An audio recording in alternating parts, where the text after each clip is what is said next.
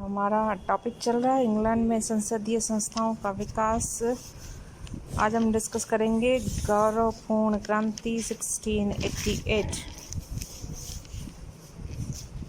क्रांति के कारण यदि हम देखें तो 1685 ईस्वी में चार्ल्स द्वितीय के बाद उसका भाई जेम्स द्वितीय राजा बना।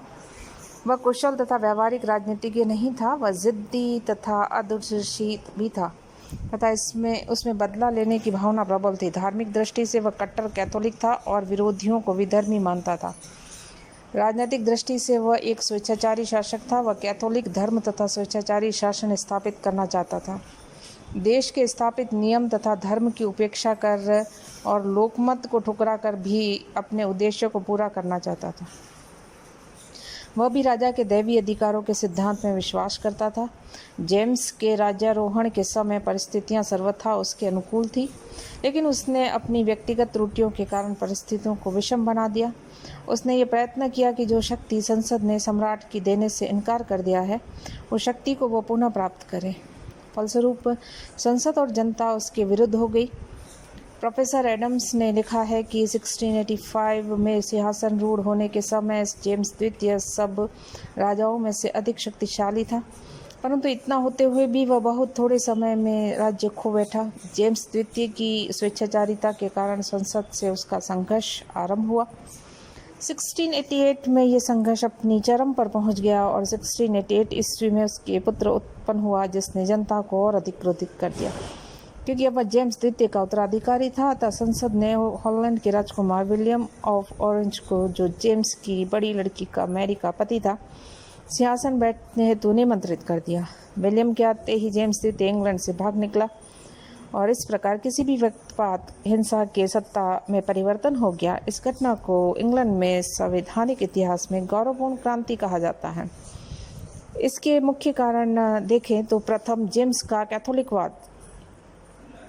जेम्स द्वितीय के राज्य खो बैठने का मुख्य कारण यह था कि उसने कैथोलिक धर्म को पुनः इंग्लैंड में स्थापित करना चाहा।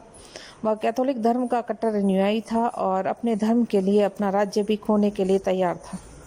परंतु मुश्किल यह थी कि वह स्वयं ही कैथोलिक धर्म का अनुयायी होने से ही संतुष्ट नहीं था, बल्कि चाहता था कि उसका धर्म खूब फैले और अपने गौरव को प्राप्त करे।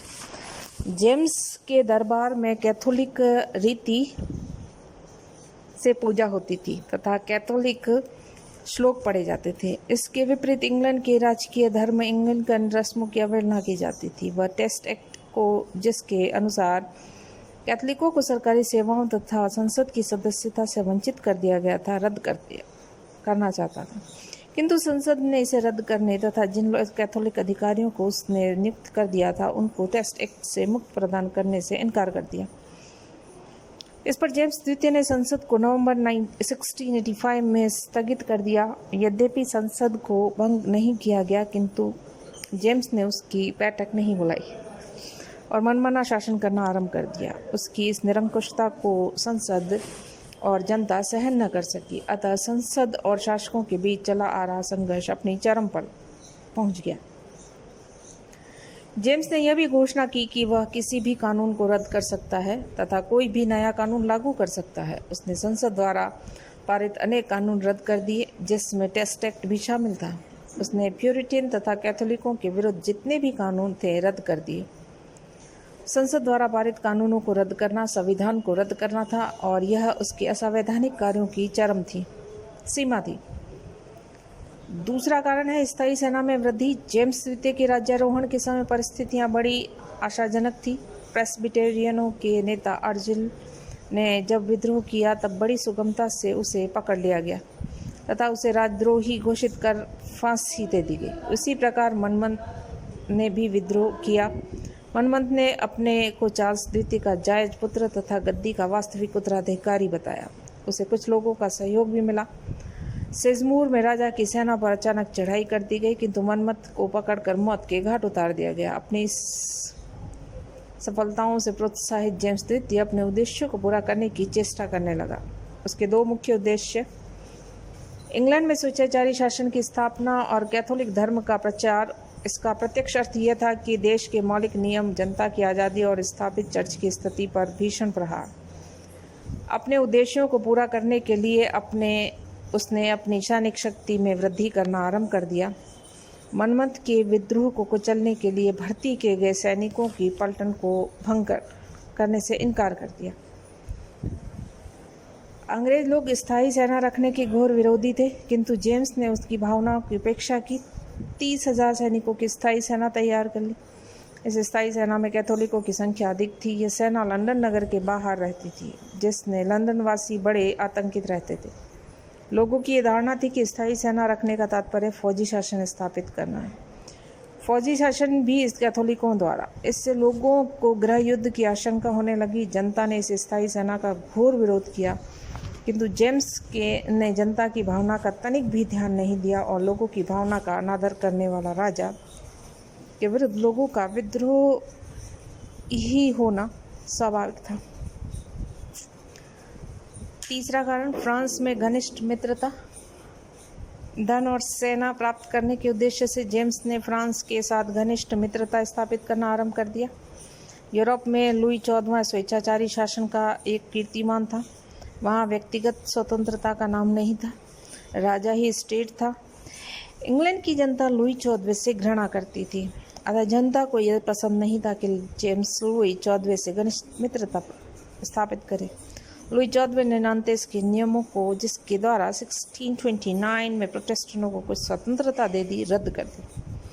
परिणाम ये हुआ कि फ्रांसीसी सरकार ने प्रोटेस्टेंट धर्म के अनुयायियों पर अत्याचार करने शुरू कर दिए। वे हजारों की संख्या में फ्रांस से भागकर अन्य देशों में जाकर बसने लगे। ये स्पष्ट था कि लुई 14वें की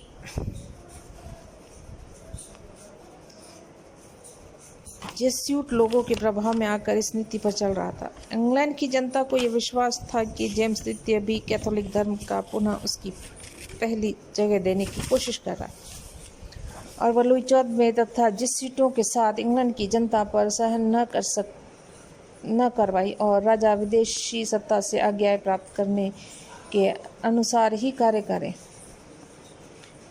फोर्थ रीज़न है असाधारण न्यायालय की स्थापना। मनमथ के विद्रोह को कुचलने के लिए, विद्रोहियों को सजा देने तथा सबक सिखाने के लिए उनसे एक असाधारण न्यायालय, जिससे धार्मिक न्यायालय कहा जाता है, की स्थापना की। किंतु 1641 ईस्वी में संसद ने एक अधिनियम द्वारा court of star chamber, council of the north, high commission आदि विशेष अधिकार वाले न्यायालयों को निषिद्ध ठहराया था। अतः इस विशेष अधिकार वाले विशेष न्यायालय की स्थापना देश के विधान के विरुद्ध थी। इस विशेष न्यायालय का जज जेफरे था, जो बड़ा निर्दयी खुशामदी व्यक्ति था। वह अपनी कठोरता के लिए देश में प्रसिद्ध था। उसने स्त्रियों के साथ भी अमानुषी व्यवहार किया। जेफरे ने 315 व्यक्तियों को प्राणदंड दिया और 850 लोगों को आजीवन देश का निर्वासन और उनसे कितने ही गुलाम के रूप में बेच दिए गए और बहुतों के शरीर पर कोड़े मार मार कर उनकी खाल उधेड़ दी गई। इस भयंकर कठोरता के कारण ही न्यायालय खूनी न्यायालय कहे जाने लगे। इतना ही नहीं, जेम्स ने अपने विरोधियों का दमन करने के लिए राजकीय न्यायालयों में जहां स्वतंत्र प्रकृति के न्यायाधीश थे, उन्हें हटाकर कैथोलिक न्यायाधीशों की नियुक्ति कर डाली और विरोधियों को कठोर दंड देना हेतु प्रोत्साहित भी कर दिया। जनता ने जेम्स द्वारा कानून का उल्लंघन कर विशेष न्यायालय की स्थापना करने का रोष प्रकट किया तथा न्यायालय के निर्णयों से जनता के हृदय में घृणा उत्पन्न कर दी। पांचवा कारण है परीक्षा नियम रद्द कराने का प्रयास। जेम्स द्वितीय कैथोलिकों के पक्ष में परीक्षा नियम हटाना चाहता था। इसके लिए उसने संसद को आज्ञा दी, लेकिन संसद ने अस्वीकार कर दिया।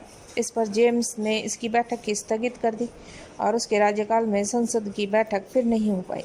अब उसने अपने विशेष अधिकारों का प्रयोग करना आरंभ कर दिया। उसका विचार था कि किन्हीं विशेष मामलों में और विशेष अवसरों पर किसी कानून को स्थगित करने या उसके किसी व्यक्ति को मुक्त करने का उसको अधिकार प्राप्त है। यह राजा का निलंबन तथा विमोचन का अधिकार कहलाता है। इसके अनुसार उसने परीक्षा नियम आदि कठोर कानूनों से कैथोलिकों को मुक्त कर दिया।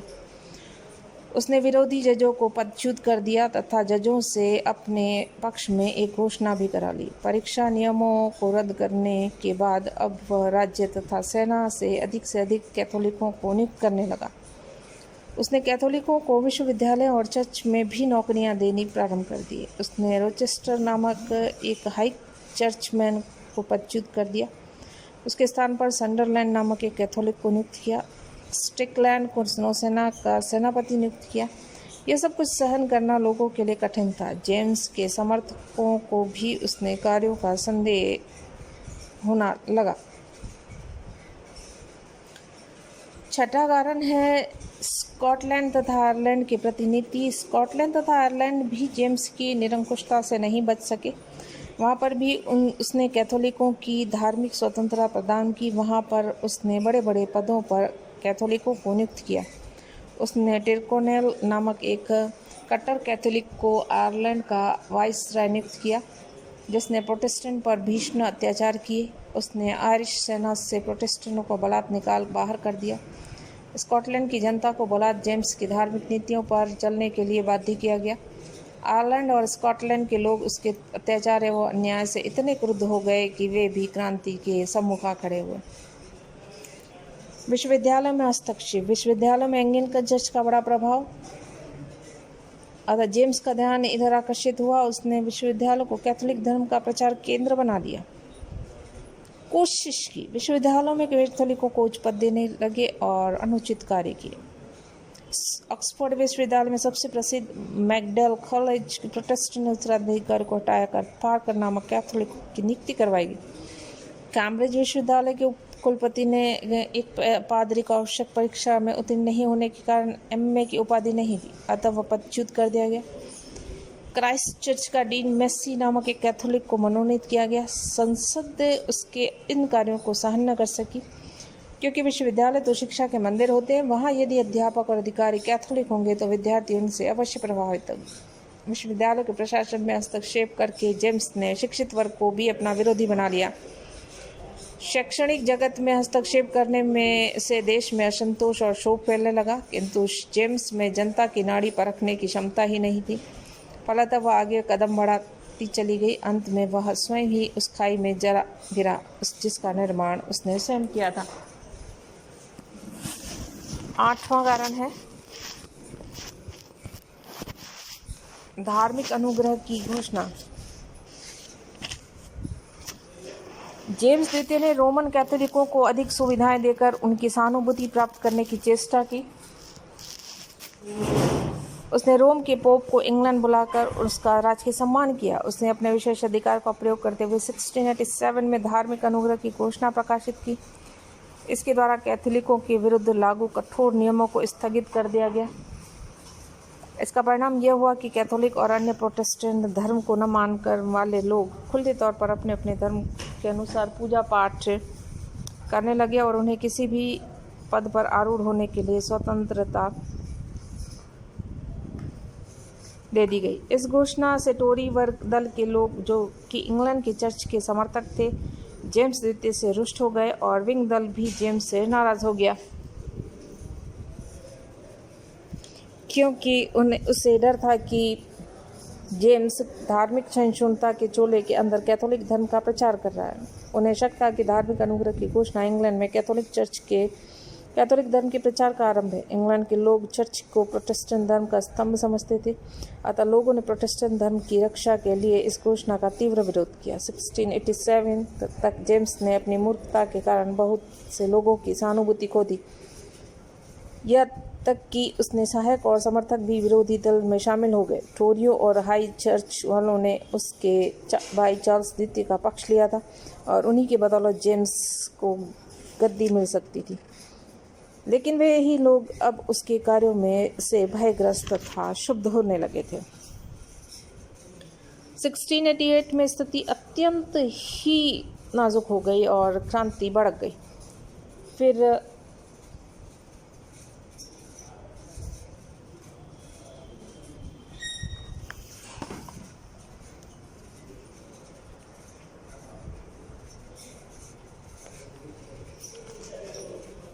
जेम्स ने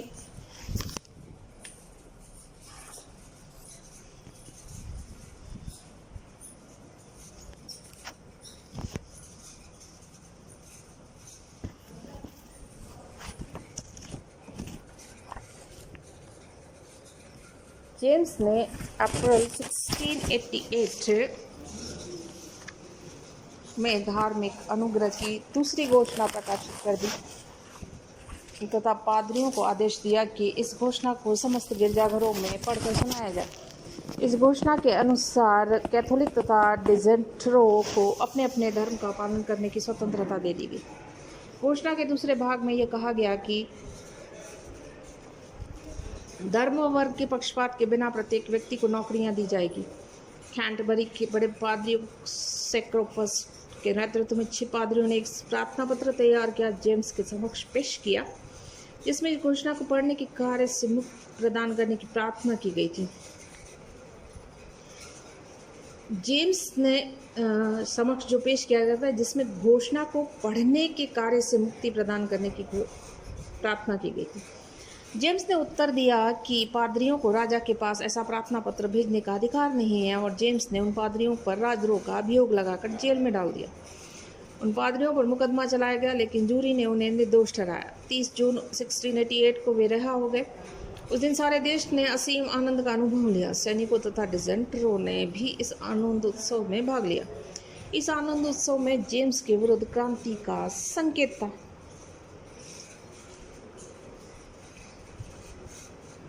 लेकिन जेम्स समय के प्रभाव को समझ ही नहीं पाया और उसने चर्च पर यथाक्रम आक्रमण शुरू कर दिया। जेम्स ने कैथोलिक धर्म की समालोचना करना भी निषिद्ध कर दिया। लंदन के एक पादरी डॉक्टर शार्प ने इस आज्ञा का पालन नहीं किया, अतः उसे हटा देने के लिए बिशप को आज्ञा दे दी गई। वैसा न करने पर बिशप को भी हटा दिया गया। 9वां कारण है जेम्स के पुत्र का जन्म। जेम्स की केवल 2 पुत्रियां थीं, जिसका विचारधारा प्रोटेस्टेंट मत से मेल खाती थी। इधर लंदन के नागरिक पादरियों की रिहाई पर खुशियां मना रहे थे। जेम्स के पुत्र पैदा होने की सूचना मिली। पूर्व लोग आशाएं लगाए बैठे थे कि जेम्स द्वितीय की पुत्र ही नहीं मर जाएगा और उसकी मृत्यु के बाद प्रोटेस्टेंट पुत्री मैरी, जो हॉलैंड के प्रोटेस्टेंट शासक विलियम ऑफ ऑरेंज के साथ ब्याही गई थी, शासक बनेगी। अभी तक जनता जेम्स के अत्याचारों को सोचकर सहन कर रही थी। राजा वृद्धावस्था के कारण शीघ्र ही मर जाएगा, लेकिन जेम्स के पुत्र जन्म के समाचार ने लोगों को दिल दहला दिया और लोगों को डर था कि कैथोलिक शिक्षकों की देखरेख में पला हुआ जेम्स द्वितीय का पुत्र कट्टर कैथोलिक ही बनेगा। इस प्रकार इंग्लैंड पर सदा के लिए कैथोलिक धर्म के न्यायों का अधिकार हो जाएगा। इस विचारों ने लोगों को अत्यधिक निराश कर दिया और जनता अधीर हो उठी और उसके सामने क्रांति के अतिरिक्त और कोई विकल्प ही नहीं रहा। अतः जनता ने विद्रोह करके सम्राट को हटाने का निश्चय कर लिया।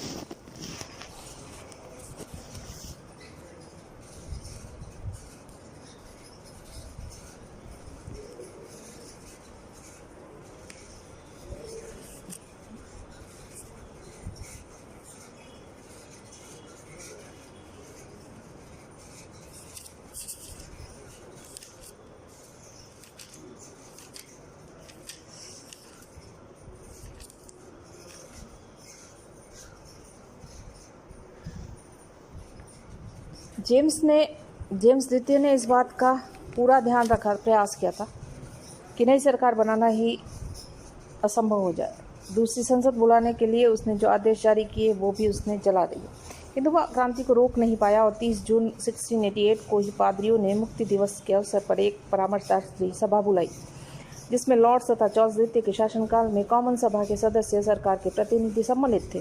उसमें टोरी तथा विंग दलों के प्रतिनिधि भी शामिल थे। इस सभा ने एक मत में विलियम ऑफ ऑरेंज को निमंत्रित किया।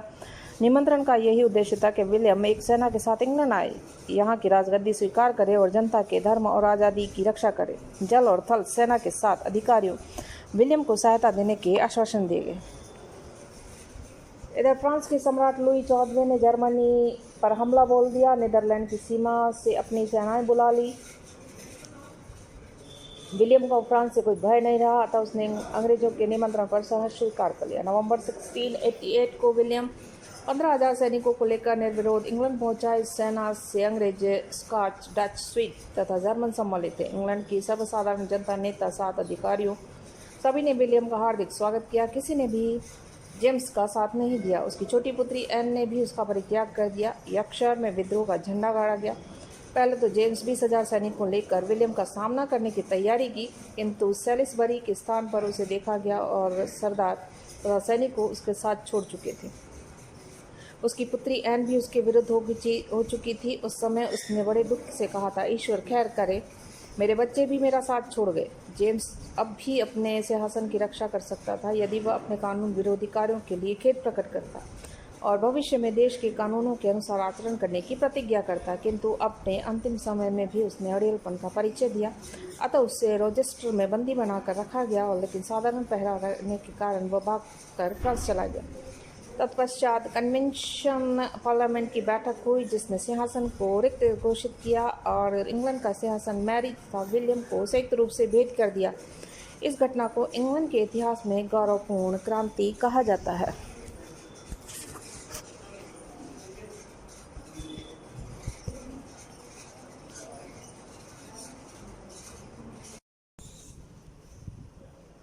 हमारा टॉपिक चल रहा है इंग्लैंड में संसदीय संस्थाओं का विकास। आज हम डिस्कस करेंगे गौरवपूर्ण क्रांति 1688। क्रांति के कारण यदि हम देखें तो 1685